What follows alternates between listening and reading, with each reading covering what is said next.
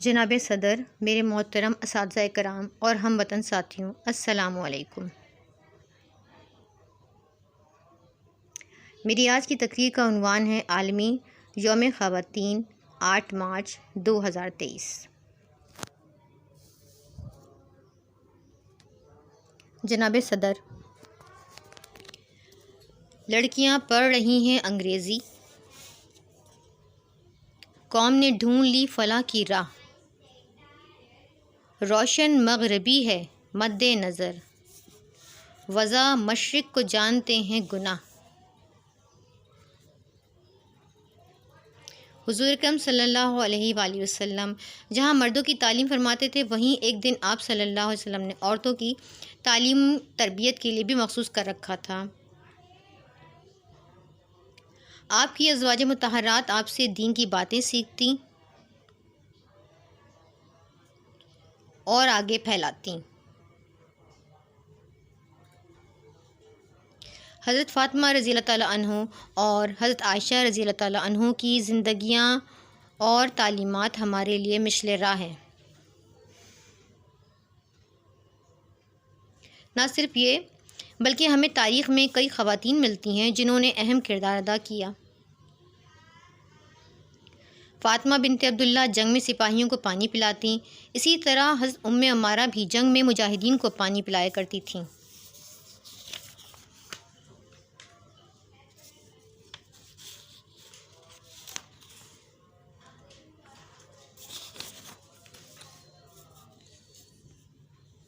اے ماؤں، بہنوں، بیٹیوں، دنیا کی زینت تم سے ہے، قوم کی ہو تم شہزادیاں، وطن کی زینت تم سے ہے۔ صدر علی وقار، عورت خود کو احساس کمتری اور احساس محرومی کا شکار ہو کر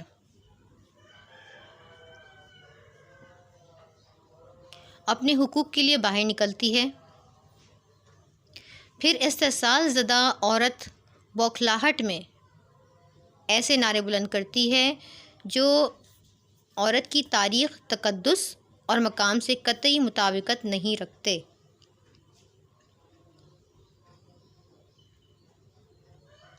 جیسے میرا جسم میری مرضی، کھانا خود گرم کر لو، بچے تم سنبھالو۔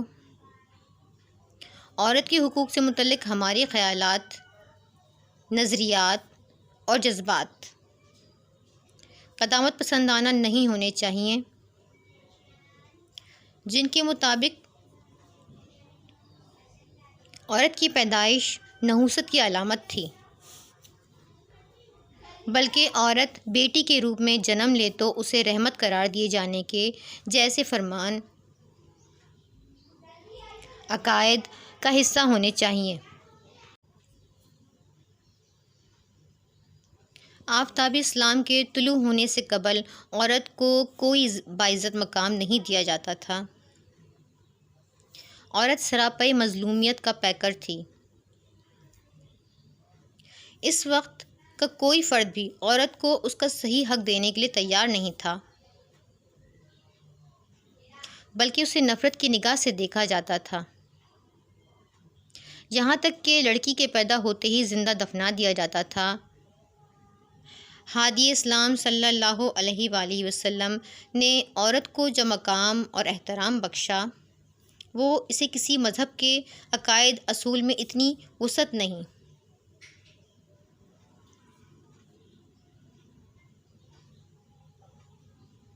عورت ہوں انسان ہوں میں، عورت ہوں انسان ہوں میں، ہمت کی چٹاں ہوں میں، کائنات ہے جسم مگر تو کائنات کی جان ہوں میں۔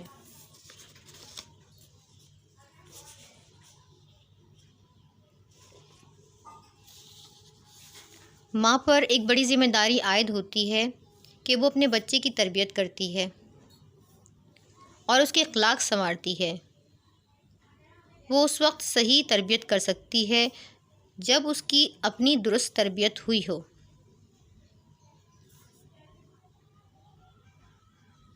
اگر ماں خود پنجگانہ نماز کی عادی ہو، قرآن کی تلاوت کرتی ہو اور اچھی باتیں کرتی ہو اور سچ بولتی ہو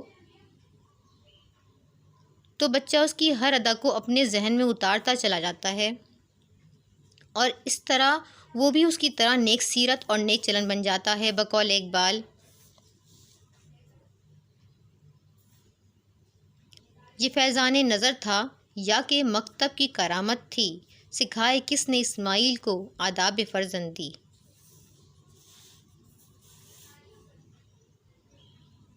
جب عورت ماں کا روپ دھارتی ہے تو اپنی اولاد کی بہتر تربیت کر کے اسے مہذب اور شائستہ بناتی ہے۔ آخر ماں کی گود بچے کی پہلی درسگاہ ہے۔ بچہ جو کچھ سیکھتا ہے وہ اس کی آئندہ زندگی پر اثر انداز ہوتا ہے۔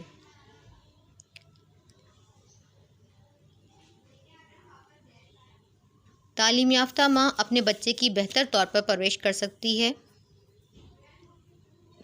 وہ حفظان صحت کے اصول سے بھی واقف ہوتی ہے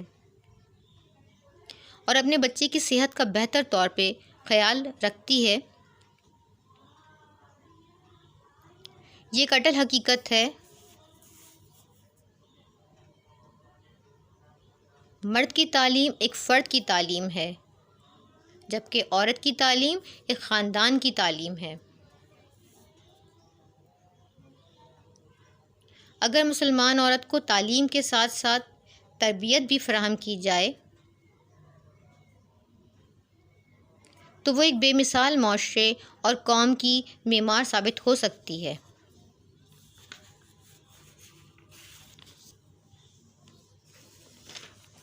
فرانس کے مشہور بادشاہ نپولین کا قول ہے، آپ مجھے تعلیم یافتہ مائیں دیں، میں آپ کو بہترین قوم دوں گا۔ صنف نازک کہلانے والی یہ مخلوق اپنے آہنی ارادوں اور انقلابی عزم و ہمت کا پیکر ہونے کے باوجود وسیع القلبی، شفقت، مہربانی اور درگزر جیسی خصوصیات کا مجموعہ ہے۔ جن اقوام نے اپنی خواتین کو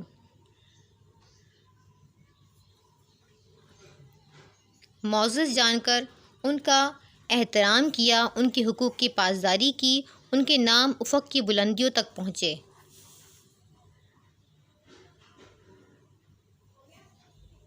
ایک انمول جہان ہوں میں، اپنی راہ کی ہر مشکل کو کر سکتی آسان ہوں میں، مادر بھی میں، دختر بھی میں۔